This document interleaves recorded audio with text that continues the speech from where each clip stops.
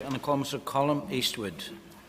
Thank you, Mr. Speaker. It's kind of strange that we're here today and what has become a debate. I don't think anybody in the committee had intended to do much speaking today. They had all assumed that this was agreed and this would go through as a matter of course without any real debate.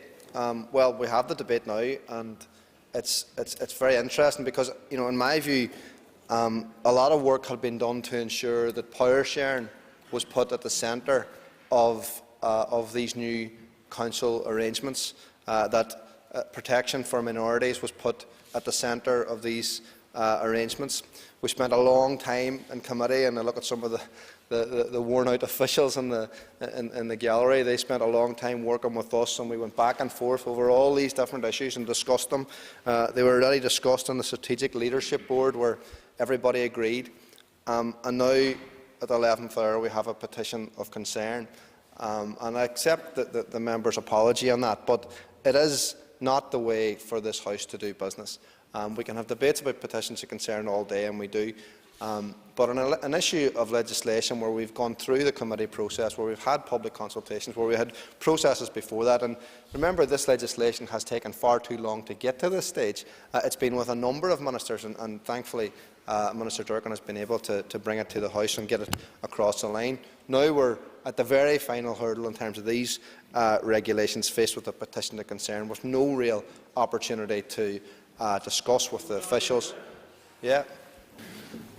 Thank the member for giving way, Mr. Speaker, but I'm just wondering if the member and his party colleagues in Uri and Mourne and Down Council would have had the courage to vote against the Raymond McCreesh Play Park being renamed or continue with that name. Then we may not need such legislation and regulations as this. Would the member agree with that?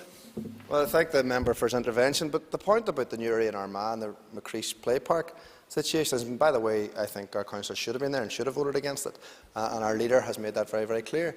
But the point about this type of mechanism is that would stop those types of things happening, because that would have been allowed to be called in, and then you would have a qualified majority. That's the very reason why these types of mechanisms are put in, and unfortunately it doesn't apply in this case. But if it did, I'd be very supportive of it applying, because it's about protection of minorities, whether it's unionist minorities in Newry or whether it's nationalist minorities in Craigavon. And I hope, having all of us bought into the idea of the protection of minorities, of power sharing in a real sense, finally put in to legislation, finally put in to local government, where people would have no real choice but to power share.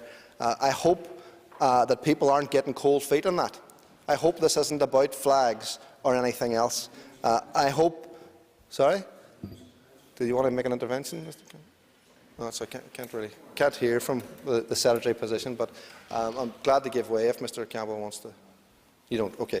Well, I hope that as I've said, that this isn't about people getting cold feet about power sharing, Mr. Speaker, because it took us far too long to get to this point. Some councils were very good at it over the years, some not so good at it.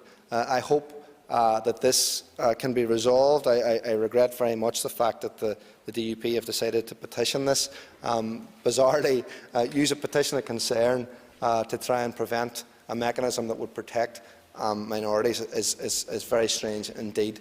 I look forward to the Minister's comments, and I hope that the DUP will rethink their position on this. Thank you.